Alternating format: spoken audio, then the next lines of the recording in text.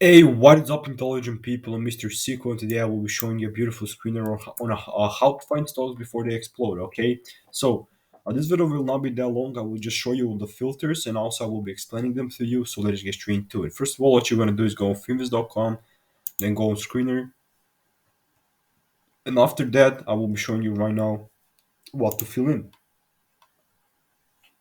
The first thing will everything will be about the technicals. Okay, what they mean by technicals. We're just going to be filling the 200-day, the 50-day, and the 20-day simple moving average by this order, and I will be explaining what everything means. Okay, so we want the 200-day simple moving average to be above, okay, the price to be above that, so or the moving average to be below the price. Then we want the 50-day simple moving average to be below the 200-day. Okay, so let me just kind of find it.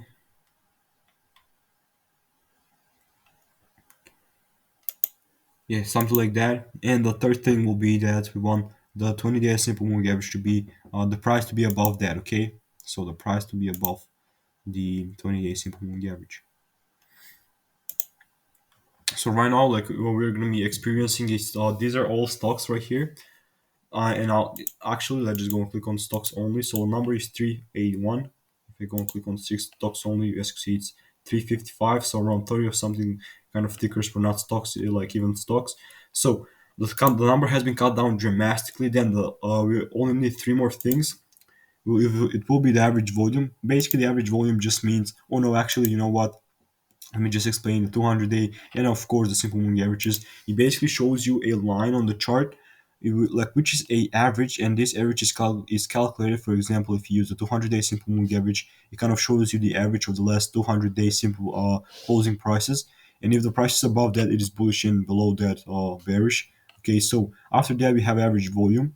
What does average volume mean? It basically tells you um, the average number of shares traded in a stock per day, or trades back and forth per day on an average basis. Okay, so we want right here, we want a number like which is over 200k, over 200 to 300k, which we want stocks like, okay, we're going to be looking at stocks that are quite volatile, okay, that are liquid. Then after that we want the 52-week high. Okay, the 52-week high and low, we want it to be um around 0 to 5% below the high. So just like that. So if it breaks the high, of course, like we're looking at at a bullish stock, also like which is below the 52-week high, and after we kind of break that, as you can see, I mean, we always kind of have a buying power after we kind of break the high. So okay, and the last thing that we're going to be filling will be the sales quarter over quarter. Okay, the sales growth quarter over quarter, bro, right here. Sales growth quarter over quarter just says that it's a quarter over quarter growth. So what we want, that we want a stock like everything that's in positives. Okay, everything that's like over 5% or like just above zero. Okay, we want the positive stock in the last kind of 3 months.